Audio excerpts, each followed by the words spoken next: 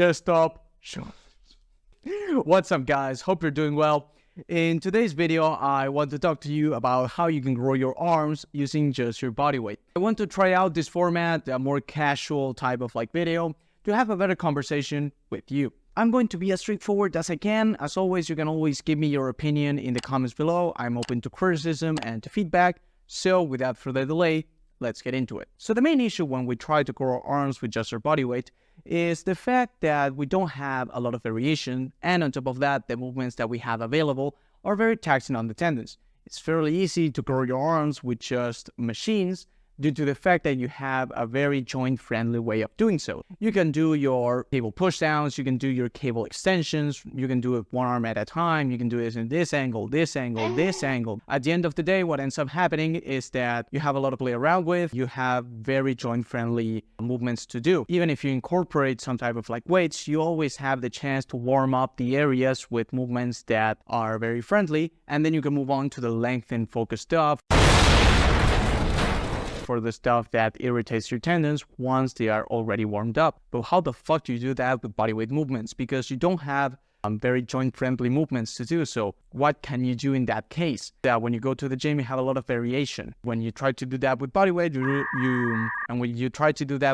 you realize you only have 4 movements and a half to grow your triceps. So it's a more difficult task. Even if you try with biceps, you have pelican curls, ring curls. If you want to count one-arm ring curls, reverse ring curls, hammer curls, and towel curls. 6 movements, and that's it. In that specific case, you find yourself in not a conundrum, but I would say you find yourself with a lot more obstacles.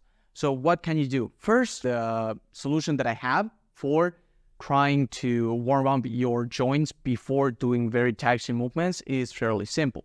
You have 2 options. The first one is that you do your compounds first, and then you move on to lengthen focus isolation. This works for some people, and for others like myself, it didn't. Because even though I would do 5 sets of handstand push-ups, 5 sets of ring dips, 5 sets of ring push-ups, and then I would move on to doing my ring extensions, my elbows will still be hurting. This might work for some people, especially people that don't have long arms, because the longer your limbs are, the more prone they are to injury. So if you have, relative to your size, long arms, I was going to say long limbs, but I know you guys are going to take that out of context. If you had long arms, then in that specific case, it might not work. But if you had normal arms, you don't have the Mike Wazowski build, that might work. The second option is either incorporating resistance bands, which is not in the scope of this video, or doing what I do now, which is having BFR bands. It's not going away from keeping it bodyweight only, because the movements you're going to be doing are BFR bodyweight movements. So I'm still playing by the rules here. So with BFR bands, what you want to do basically is you want to put them on. For those of you that don't know, BFR bands is blood flow restriction training. You put on a band that basically restricts the amount of blood flow you're getting, and you basically get a nasty pump with high reps and very short rest times. And you imitate what you would get from heavier loads. So between this and the limbs part, man, what I'm talking about is the fact that when you restrict your blood flow and you do high reps, you're basically imitating what you would do with higher percentages of your 1 rep max, but with higher reps. It's usually used in medical conditions with a lot of supervision, but as long as you're not being an idiot about it, I think that you can perfectly use it, as long as you keep it to 5 to 10 minutes only. And you don't abuse the shit out of it. For example, I have 2 arm days, and one day I use it and the other day I don't, because I don't want to frequently use BFR, because that can cause some issues. But as long as you keep it responsible, and as long as you're not a nut job like I am, and you're able to just have 1 arm day, you're going to be just fine. In that specific case, what I'm going to recommend you, going back to the main thing, is that you use BFR bands to do some type of isolation movement that is concentric focused, or a compound movement that is very arm biased. For example, in terms of body weight, you have dips and you have diamond push-ups. And when I mean dips, I don't mean the classic dip. I mean trying to keep yourself as upright as possible and maximizing the arm bend. So you can try those. If you have resistance bands and you're not afraid to use them, you can also use BFR with resistance bands, or use resistance band assisted bodyweight movements if you want to keep doing calisthenics while you do so, just to have more variety. But if you want to keep it just basic bodyweight movements and BFR bands, what you can do is do, for example, your diamond push-ups or your dips or close grip push-ups, sphinx push-ups and stuff like that, alongside something like a wide grip chin-up or a close grip, neutral grip pull-up. So you have the chance to basically drive a lot of fluid to the area. So once you take off the bands and you have that massive pump, everything's going to rush in, and the tendons are for a fact going to get enough blood and enough synovial fluid to be able to later handle the more intensive movements. That's the first thing you can try in terms of reducing the amount of tendon pain you're going to get. The second thing is, once you're doing your length and focus movements, you can try rotating a lot of variations. So for example, let's say you're doing your ring extensions and you find yourself with a lot of pain if you do them in the 8 to 15 rep range. Well, you can try going a little bit higher. So instead of just doing your ring extensions in the 8 to 15, you try 15 to 25. Or maybe what you can try is, and this is something that has personally worked for me, is going high rep, of course. But what I did was, instead of driving the hand here at this height or at this height, you let your arms go all the way back until you are in a pullover position, basically stretching the lats and the long head of the tricep, because they share a function, which is shoulder extension. So you allow your hands to go all the way back, and then from there you do the extensions while you're doing this in the rings. And this is going to allow you to properly stretch the triceps, suck out the tension this part of the muscle gets, and reallocate it here. Basically, that's what I feel it does. I don't have a study for this.